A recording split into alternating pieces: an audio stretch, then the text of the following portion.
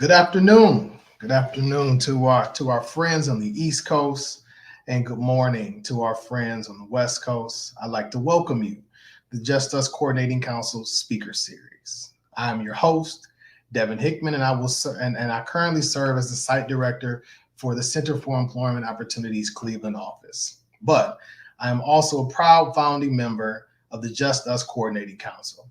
The JCC is the first of its kind national policy table created by and for individuals impacted by the criminal justice system. Over the course of the last year, we have built a table where everyone is welcome and all who are invited have a seat at the table. A table where collectively we can leverage our lived experience as the expertise it is. It is an honor to be with you today on what is one of many powerful events taking place this year. Today's speaker series will feature representatives from the United States Department of Health, Human Services, including the Administration for Children and Families, the Office of Child Support Services, and the Office of Assistant Secretary for Planning and Evaluation. These HHS representatives will be highlighting critical federal resources and opportunities to support families and children, dispelling myths around child support services, highlighting the many difficulties that debt from it creates for those directly impacted. I am joined today by our speakers, Nicola Staples, Director of Stakeholder Engagement with the Office of External Affairs for Administration of Children and Families, James Murray, Senior Advisor with the Office of the Commissioner for Office of Children's Support Services, and Dr. Marietta McDonald, Social Service Analyst for the Office of Human Services Policy with the Office of the Assistant Secretary for Planning and Evaluation. Welcome to each of you, and we look forward to learning from you today. But before we dive in, I want to take a moment to orient those of you joining us today to exactly what the JCC truly a first of its kind approach to policy is. In April 2023, the Just Us Coordinating Council was launched, a national collective led by systems impacted leaders, community members, and national organizations who no longer demanded a seat at the table, but instead building our own. There is a persistent relationship between poverty, inequity, mass incarceration, and for too long, the people closest to the problem have been closest to the solution, but furthest from the resources and power to advance positive change. Shifting the status quo requires investing in sustained leadership of people directly impacted by the criminal legal system and standing alongside them to propel change. Working with the We Be groups, federal departments, i.e., those who are lifelong government workers, to act as thought partners on behalf of DI population on how to advance the needs of the DI people through different department initiatives. To adequately start addressing the harms caused by the criminal legal system, the JCC works to create pathways, access, and resources within each of these policy areas. Our mission is to enhance quality Our mission is to enhance quality of life for justice impacted individuals and their communities in order to restore human dignity. We do this by dismantling the racist policies that uphold systematic oppression and marginalization that are rooted in racial inequalities. Today's session will focus on social supports for directly impacted families. And that's key because today's session is going to ultimately highlight new policies, resources, and explore advocacy opportunities and connect with partners from the federal government. Now, I'd like to hand it over to our panelists. Good afternoon again, Director Staples.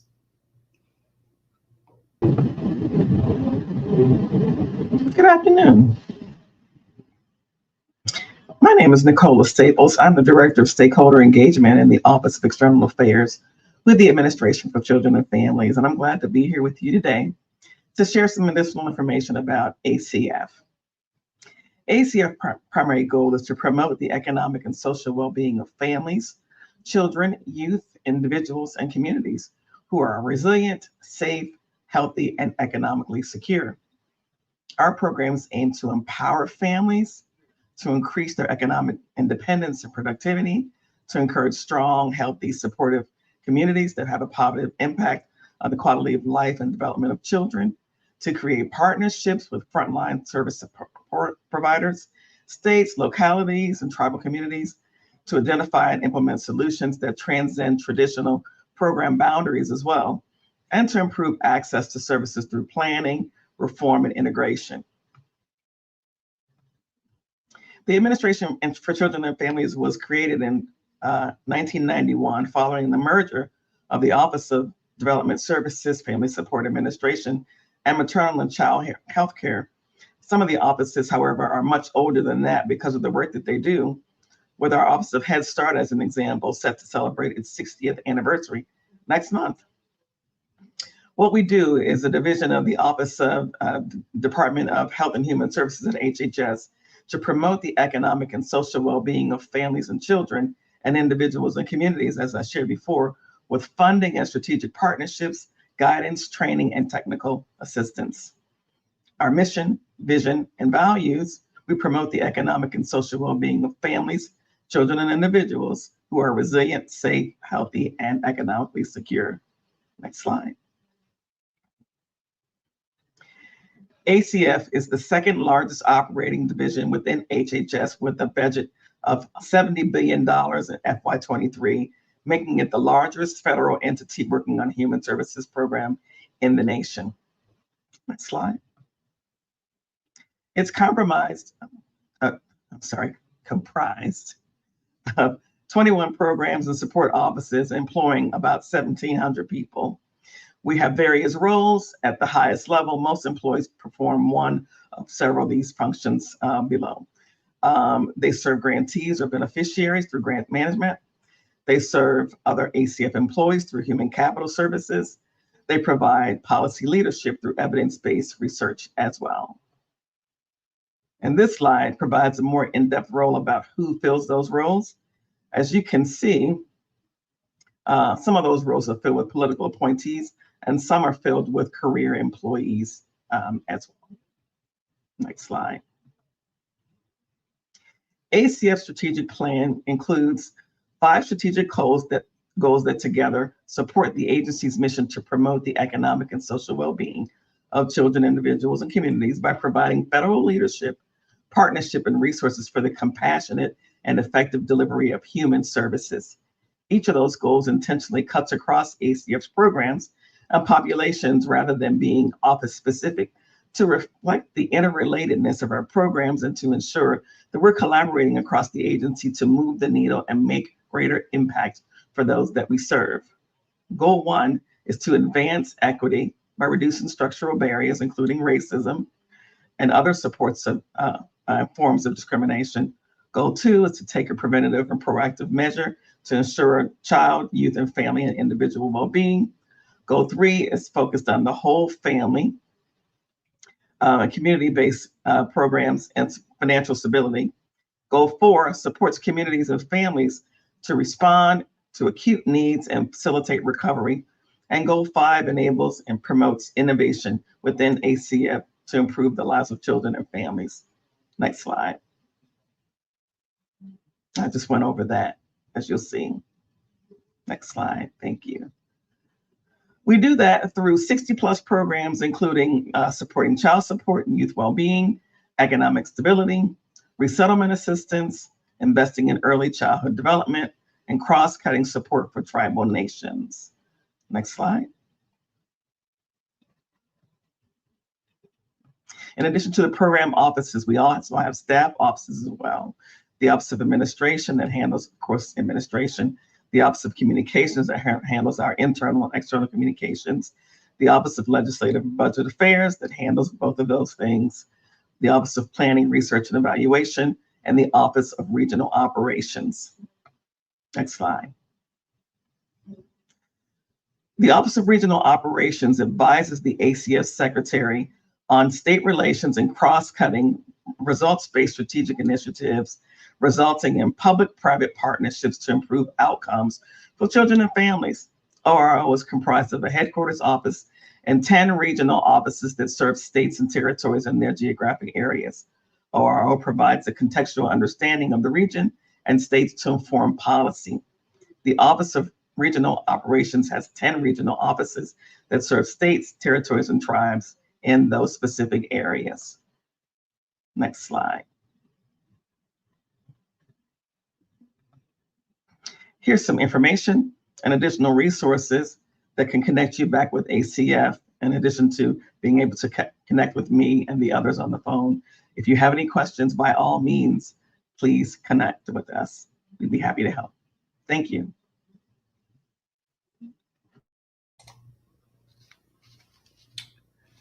Excuse me.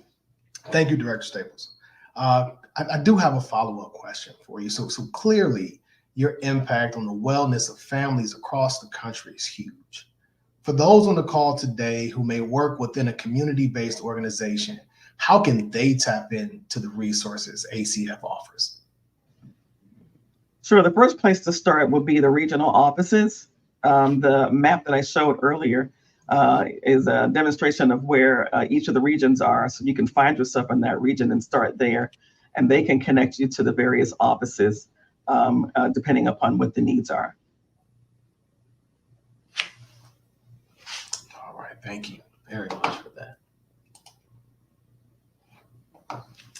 All right, well, as we transition to our next speaker, I'm going to utter two words that might cause some reaction for some of you: child support. All jokes aside, however, the reality of child support orders, child support payments, and child support debt is no mystery to many of those in our network.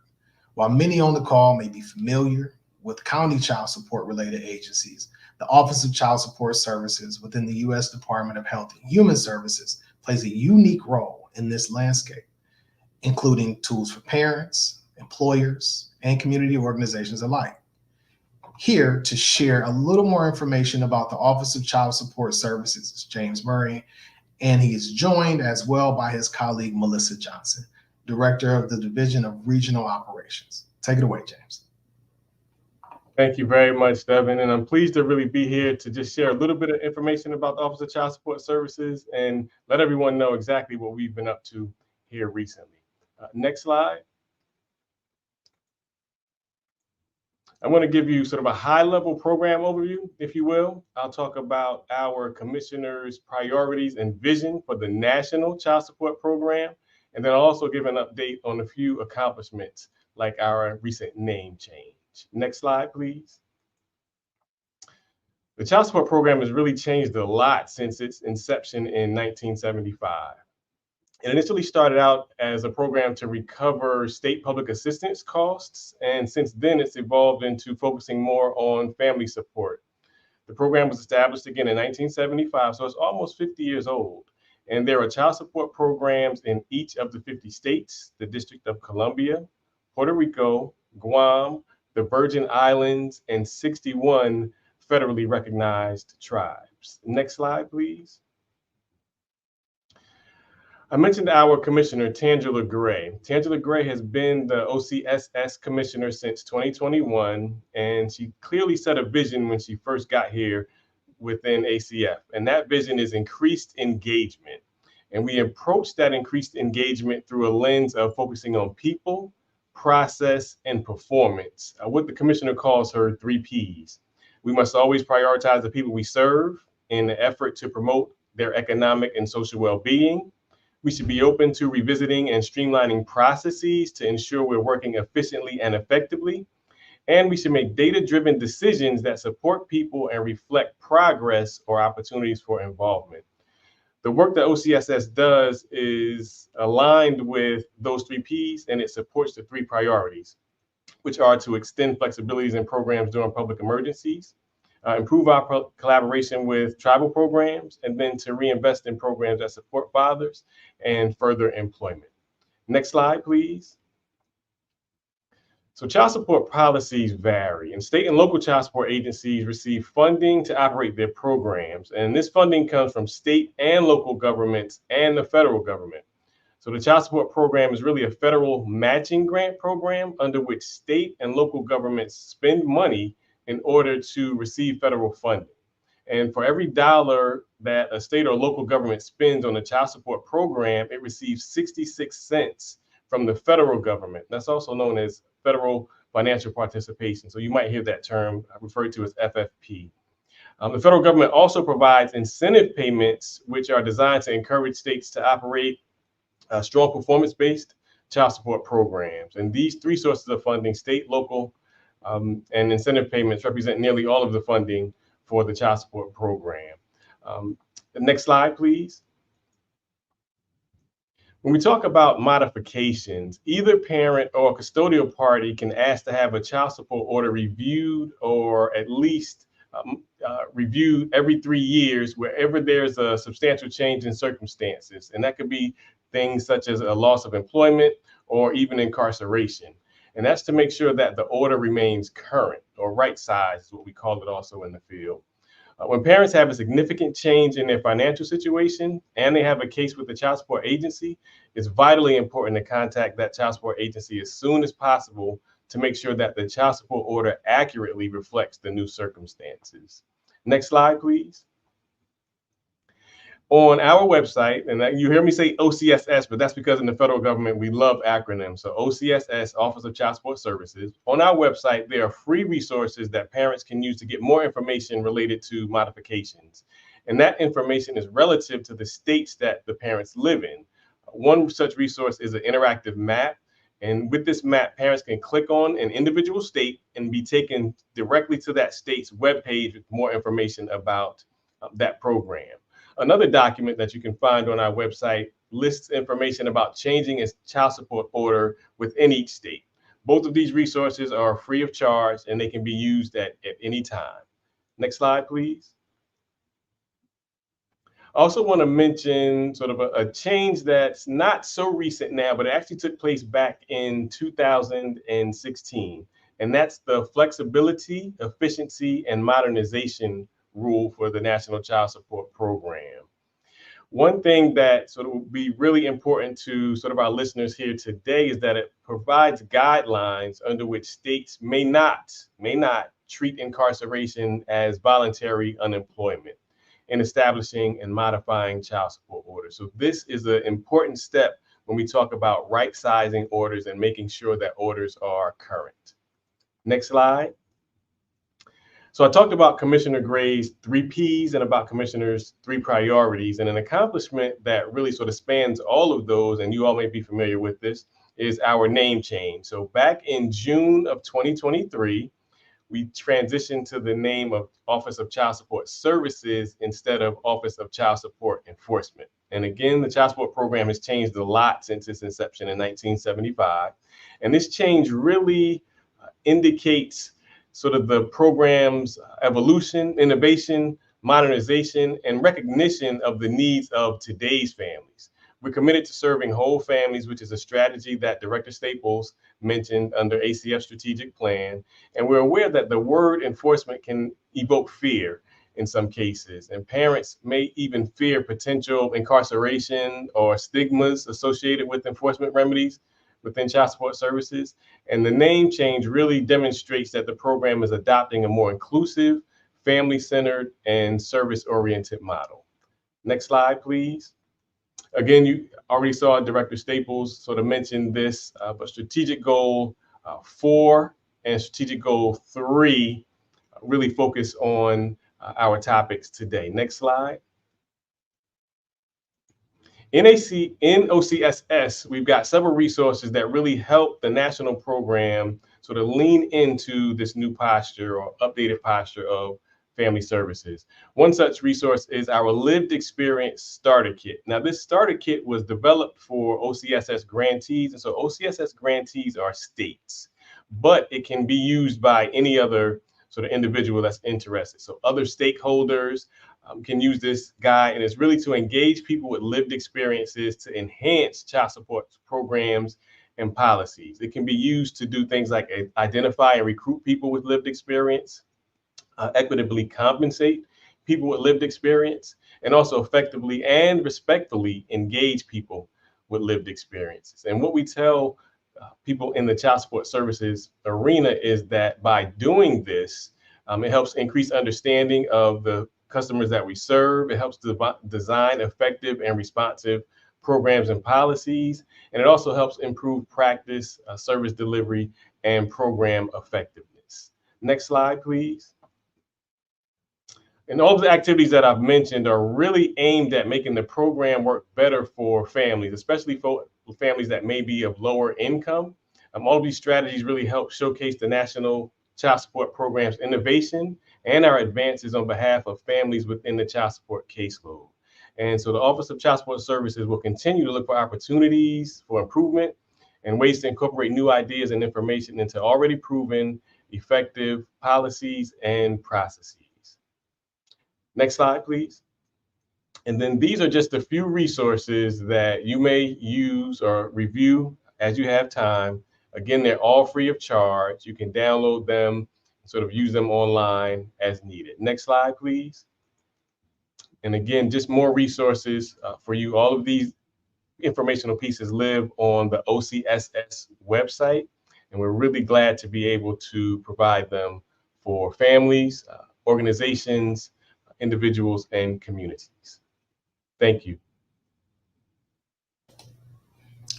Thank you, James. And just had a few follow-up questions. So just to make sure that our viewers are clear, excuse me, just to make sure our viewers are clear on a key policy point you made. Child support can absolutely be modified during incarceration, but the states have to elect to give their county offices the ability to do so. So great point. And let me just say a little bit of what the federal law requires. So the federal law requires that states review and, if it's appropriate, adjust child support orders when either parent has experienced a substantial change in financial circumstances. And that is, again, so that the support order can continue to reflect the parent's ability to pay. And we understand that while children will still continue to need support, that usually parents have limited earnings ability while they are incarcerated. So as a result of that, they can accrue even tens of thousands of dollars of child support debt. And then that, of course, interferes with employment success and results in higher rates of non-payment once the parents are released and return into the community. And that's really not in the best interest of children. And so the federal regulations require a couple of things. One is that a state may not exclude incarceration from consideration as a substantial change in circumstances by treating it as what was typically called voluntary unemployment. So that now is required to not happen. Also, when modifying an order, states may consider an incarcerated parent's income and assets in setting the order amount. However, the states still have the authority to set the level of the order based on the parent's ability to pay. Also, after learning that a parent who owes support will be incarcerated for more than 180 calendar days, the state must either do one of two things: send a notice to both parents of the right to request a review and adjustment, or the state must automatically initiate a review and adjustment after notifying both parents. Okay. So there was also a comment made about modifications being limited to a 3-year period.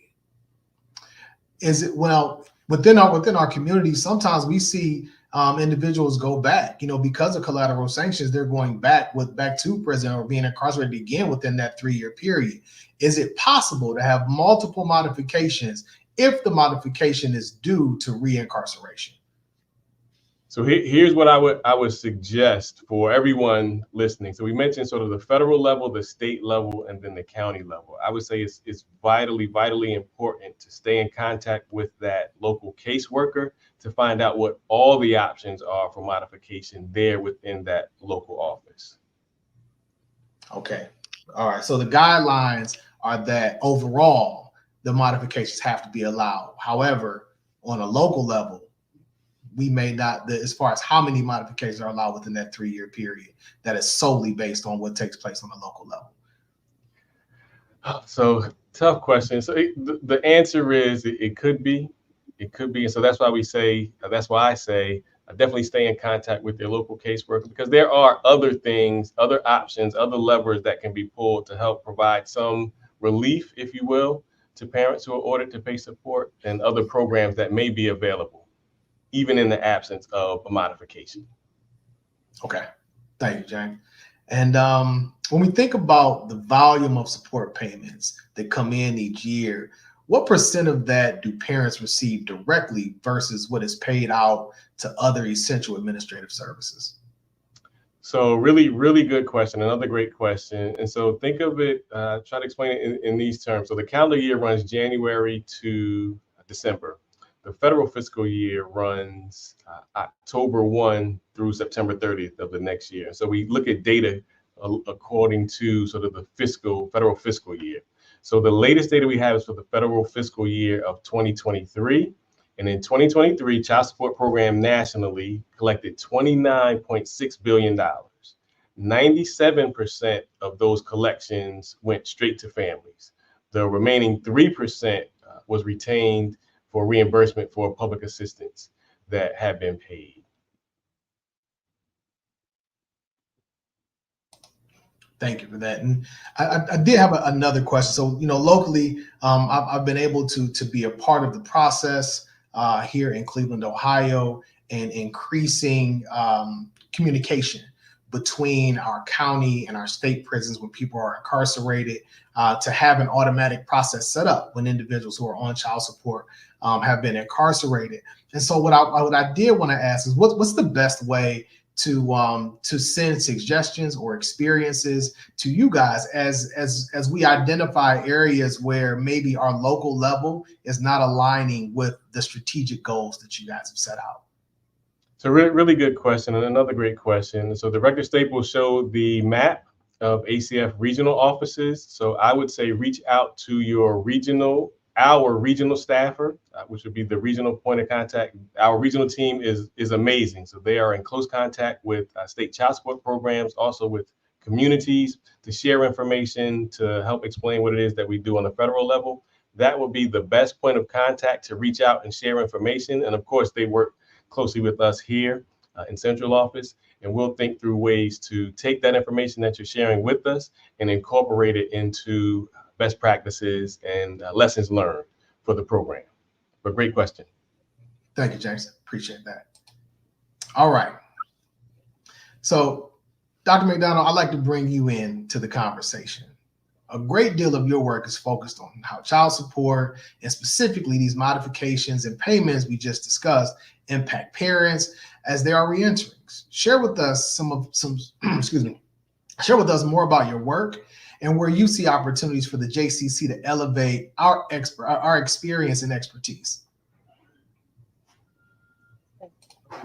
Good afternoon. I'm Dr. Miranda McDonald, a social service analyst in the Assistant Secretary's Office of Planning and Evaluation, and I lead the research on child support policy there. I really appreciate this opportunity to participate on this panel with my ACF and OCSS colleagues and discuss the topic that's been important to me for about 25 years, starting when I was a child support collection officer myself. Next slide.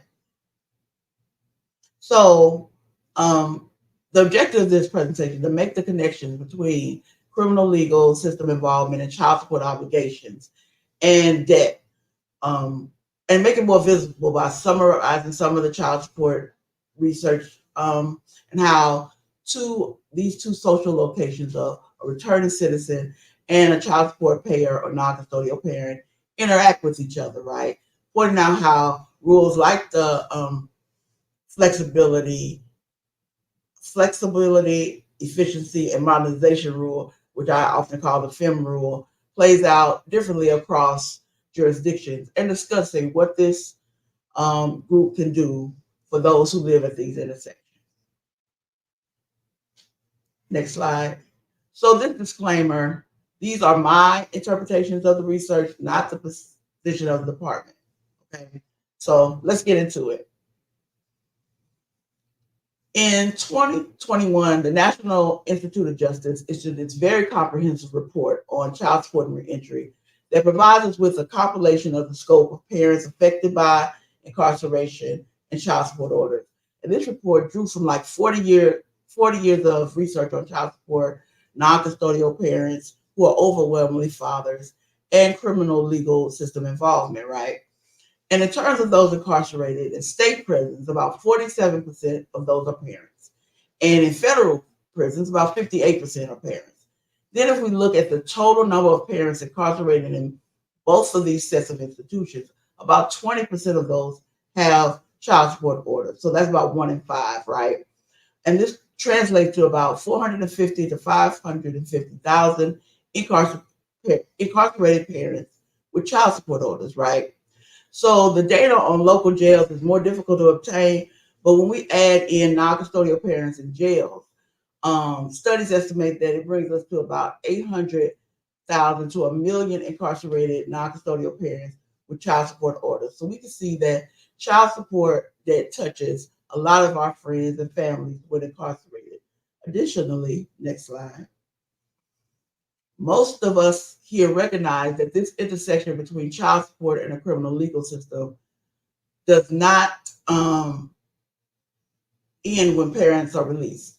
So if we start with that 800 to 1 million incarcerated parents with child support orders, let's talk about those not incarcerated, right? So these are the people who are released from jails and prisons and are now on probation or parole, who have been convicted maybe of a felony but never went to prison. But basically, everyone who has to submit to a background check that doesn't come back blemish-free, right? So research estimates that there are over 1 million parents with child support orders who have some sort of criminal legal system involvement. So taken together across different stages of criminal legal system entanglement, there are about 2 million non-custodial parents. Next slide. Let's now look at what the research said about child support debt among those incarcerated.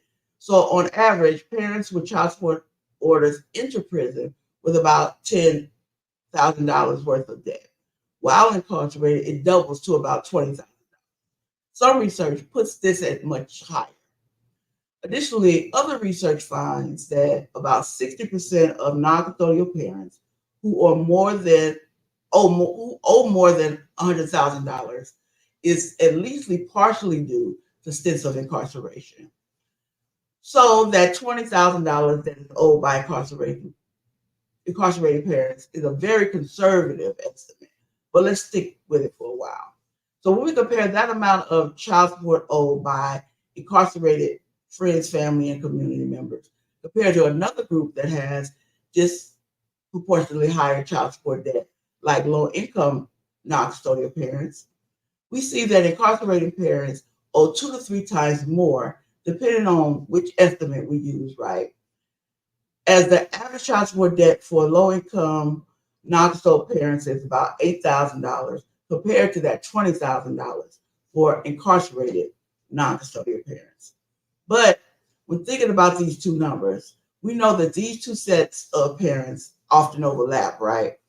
Before becoming incarcerated, many of these parents were low income, and after returning to the community, these parents are often low income for a number of reasons, right? Next slide. So social science research, including that NIJ report, allows us to understand how high child support debt impacts families, right? Researchers find that having large child support debts by themselves can lead to negative outcomes for non-custodial fathers. Having high child support debt is associated with increased vulnerability to depression, material hardship, which is like inability to pay bills or buy food, and poor physical health, right? Child support debt also strains interpersonal relationships. It strains co-parenting relationships as higher arrears are associated with lower mother-father relationship quality. It also strains the relationship between non-custodial parents with their children, for some as a result of this strained relationship with the other parent, or think about having lack of additional money for activities that you want to do with your children, right? And child support debt also strains kinship network relationships, as family members often assume that people are behind because they're not taking care of their children, or family members are actually helping pay the child support to prevent adverse enforcement actions like license suspicion, thus straining already strained resources among family, right? And lastly, closely related to the other two, research also shows that higher child support debt impacts the children who are the subject of the child support orders. So fathers' child support debt is associated with anxiety, depression, aggressiveness, and rule breaking in their children. So these relationships between child support debt and child well-being is also based mostly on that additional stress and strain that this type of debt creates for and among parents. Next slide. So why is the child support debt so high for incarcerated parents? Well, incarcerated parents do not have the ability to pay their child support first and foremost. And even if the facility they are in actually pays for their labor, this amount is minuscule and not enough to meet their child support order amounts. So the debt grows. For some parents, child support is set while incarcerated, even though, as Mr. Murray said, being incarcerated is no longer considered involuntary unemployment. Some research have found that there are still courts that are doing it, right? Also, not all parents get a modified child support order while incarcerated who qualify it based on the rule. So for a number of reasons, therefore, their debt continues to grow because their child support continues to add up at the same rate as before they were incarcerated. And lastly, there are a number of states that charge interest on unpaid child support. So if the parent owes a debt before becoming incarcerated, or their debt grows while incarcerated, they're charged interest on that debt. Therefore, the child support debt continues to grow. Next slide. So the intersection of reentry and child support debt is not just based on having this debt, right, that needs to be paid. We have to interrogate how the reentry process makes paying this child support debt and the monthly child support more difficult, and how paying child support makes the reentry process more difficult, right? First, we look at the systemic barriers of reentry that most of us are aware of. So we know these parents already are going to be encountering employment barriers and housing barriers, right? And so we don't have a stable home or job. It's actually more expensive, right? And so that leaves you less resources to pay your support. Then when there's public assistance rules that often exclude returning citizens, which decreases the resources that they have to pay support when considering they're already paying extra for food and housing, right? So next, there's competing legal debt like parole and probation supervision fees, restitution, court fees, victim funds, and cost of classes that may be required as conditions of probation, right? Then are re-entering community members. Often there are these invisibles, what I feel are more salient things I call like the cost of coming home, right? So depending on the length of incarceration and your family economics, you have high restarting costs, right? So some parents have to start from scratch, buying clothes, food, and shoes, right? And if a person has a medical condition, they need to get to the doctor, get those medications started. And if you're fortunate enough to be able to get an apartment, you have to furnish it. And then comes the maintenance with paying the bills and transportation back and forth to work, right? There are also previously incarcerated parents whose own parents are aging, right? And need assistance that they want to be there for, which is a different kind of cost, right? And lastly, many recently incarcerated parents feel that they owe a debt to those who stood by them while incarcerated, if they were fortunate enough to have that kind of support, right? So this could be paying back monetary debts, helping with odd jobs if they can, caretaking family members as a way of reestablishing relationships and giving back. And so these things are not happening one at a time, right? All four of these, including child support, are competing for limited time and resources of our reentering friends, family, clients, customers, and community members. Next slide. So as Mr. Murray mentioned, states must provide relief for incarcerated parents in the form of access to modifying their orders while incarcerated, which helps lessen the amount of child support debt that is competing for all those responsibilities I just talked about, right? However, the way this is handled varies by jurisdiction, which is like states, local, and tribal child support programs. For example, some states allow for child support modification as early as 60 days into incarceration, and others, you have to be sentenced to 180 days first, right? This means that while waiting trial, child support debt continues to increase for incarcerated parents. Also, jurisdictions vary on how they conduct modifications based on the FEM rule, right? Because those are, like we mentioned, those are guidelines. So the minimum required by the rule is that an incarceration parent who will be incarcerated for 180 days be notified of their right to request a review, right? So they don't have to be told that their circumstances necessitate a review, and they have a right to modification based on an ineligibility to pay, but they have the right to request it, right? So that's why that's at the bottom of the pyramid, because like that's the bare minimum, and that's like has to go across all 50 states and all the jurisdictions, right?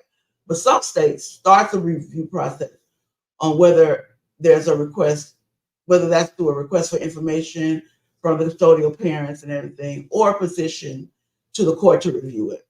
And this is what you might consider a better practice in the interest of incarcerated non-custodial parents than just issuing a notice, right? But less are doing this, so that's why it's a little bit higher on the pyramid, because it's better but less often done.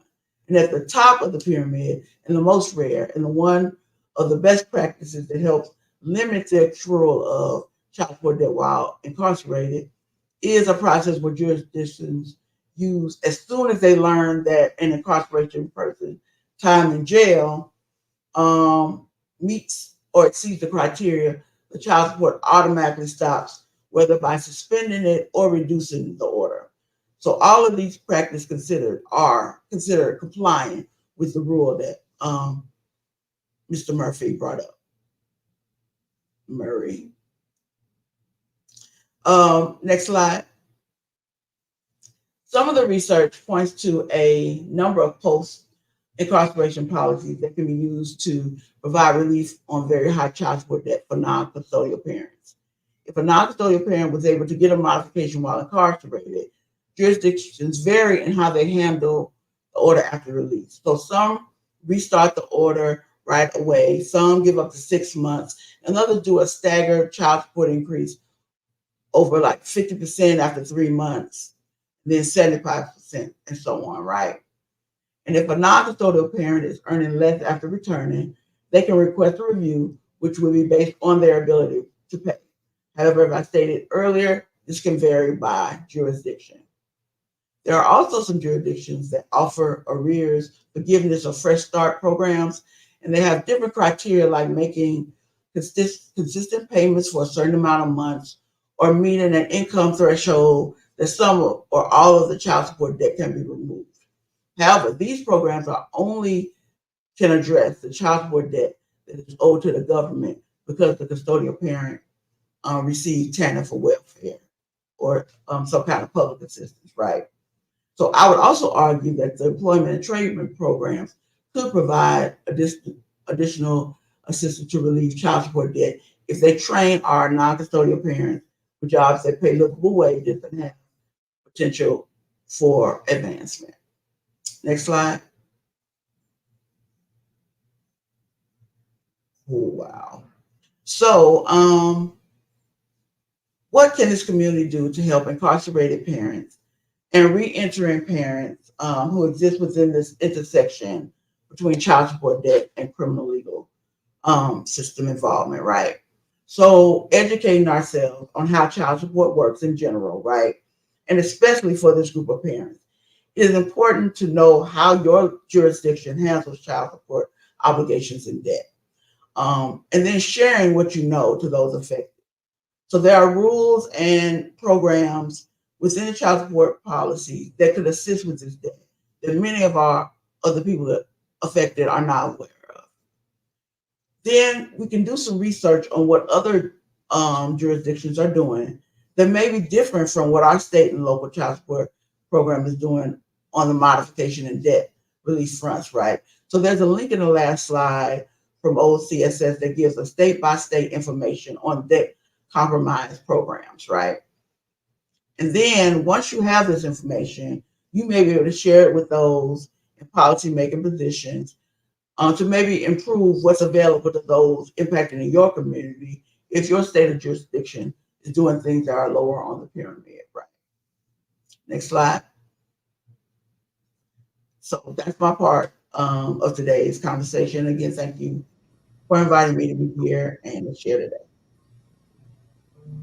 Thank you, Dr. Dunn. I appreciate that. The information just hit home. I mentioned earlier some of the work that we've done locally, but I didn't mention why. I didn't mention what started and what triggered that. And so with the goal and with the effort to make sure that we create economic mobility for men and women returning home, what we found is that one major industry, transportation, was hampered by the fact that people had so much child support debt that they couldn't get their licenses back. So we couldn't get people CDLs, or we couldn't get them access to jobs that may be a little further from the city because they didn't have access to a driver's license. And so that's really what spurred that for us. So I truly appreciate you sharing, but I wanted to kind of give that real world example of what we're seeing on a day-to-day basis on the negative impact that the lack of child support modifications is having on the justice impacted community. I do want to ask, and I want to pose this question to all of our panelists: what resources do you all feel right now? So what resources or even tools do you feel that the community or local organizations could utilize more, or that are overall underutilized in having an impact on reducing the debt from child support on the returning citizen community? Can I start? Absolutely. We can kick it off with you, Dr. McDonald.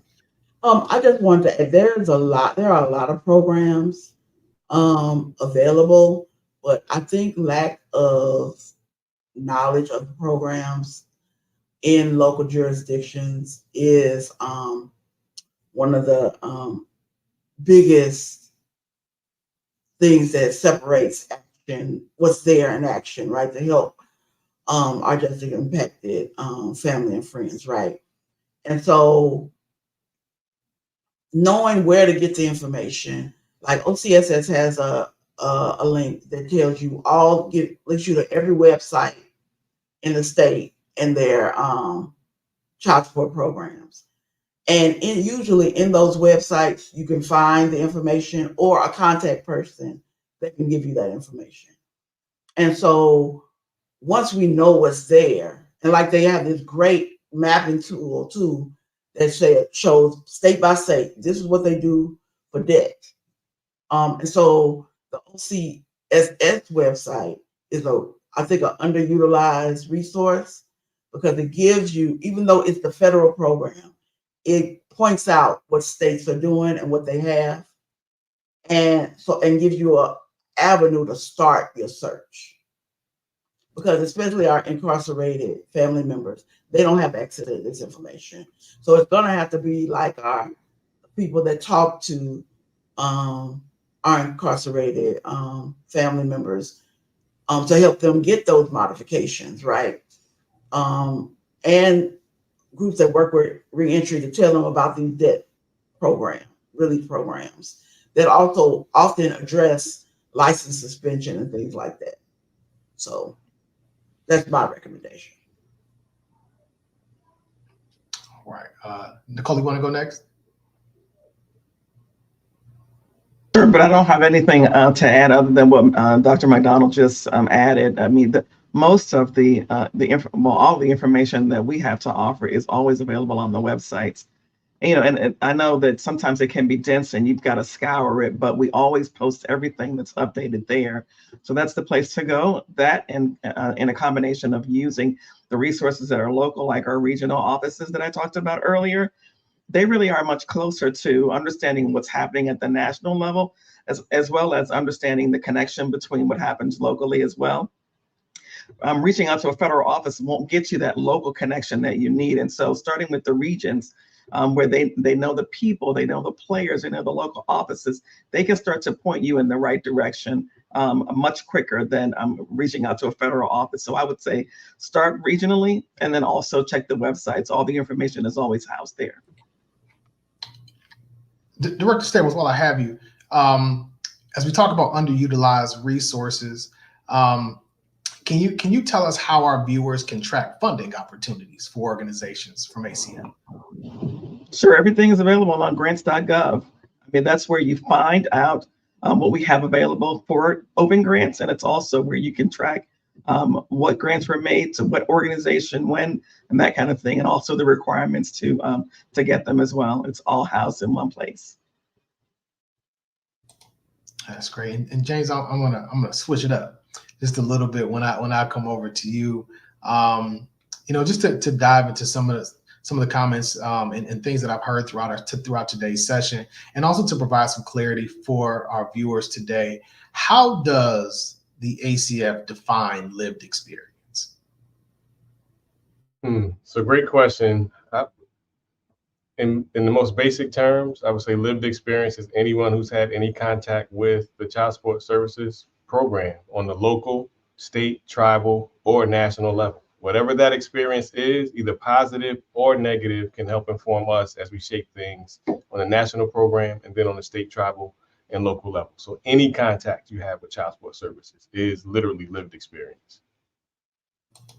Thank you for that. And also I wanted to touch on a comment that we saw that came through our comment portal. Dr. McDonald, if a non-custodial parent feels they may have been treated in a discriminatory manner, what options do they have? So once again, I would like to remind everyone that this is my opinion and not the position of the office. So it is very difficult, especially since this realm of policy and court action does not automatically entitle our non-custodial parents to legal representation, right? However, there are usually states have grievance policies. You can elevate, often when I was working in the field, you can elevate your complaint or experience to a supervisor or a regional, or like a regional manager in that state's office who will interrogate whatever the issue is at that point. There are often university law clinics that do some pro bono work that may be able to assist in advising you of what options are depending on the level of the complaint that there is. And so from like my research and being on the field, those are the options that I've seen available. Thank you for that. And so I think that leads me into this next question I'm gonna ask for those on the call who want to advocate for child support policy change. Where is a good place to start the process of engagement within the system and learning about their state's policy?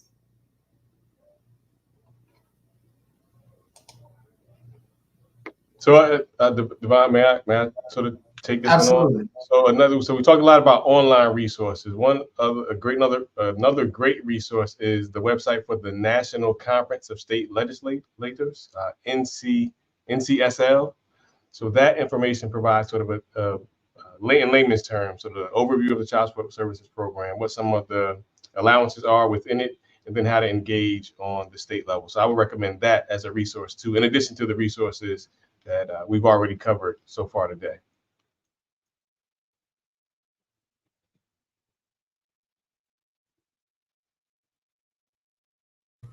All right, I want to remind all of our viewers, if you have questions, please drop your questions in the chat so we can address any questions that you guys have while we have these amazing panelists here. I want to give us a few minutes to be able to do just that. When we look at some of the different opportunities, actually, just some of the information that we covered today, and we talk about what this series means and what the JCC is all about. This is it. You know, the power of this conversation, the information that our viewers will be able to walk away with today is absolutely amazing. So we truly appreciate everybody's input. What I will do is I'm going to go ahead and move forward until we start to see some questions coming through the chat. So as we draw to a close with our time at the table, I want to start by thanking again our amazing, incredible guests. I'm confident that the opportunities and expertise shared today will lead to a deeper understanding for everyone who attended. As a reminder, resources from today's session will be distributed via email to those who attended and will be available on our website.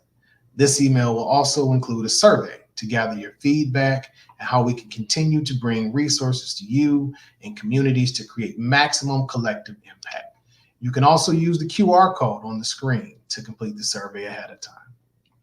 Lastly, if you or a member of your circle would benefit from sessions like today's or other resources for policy and advocacy, please remember to check our website, justuscc.org, and share the opportunity to join the JCC. With that, thank you all for attending. I hope this was helpful. Can't wait to see you all at our next session.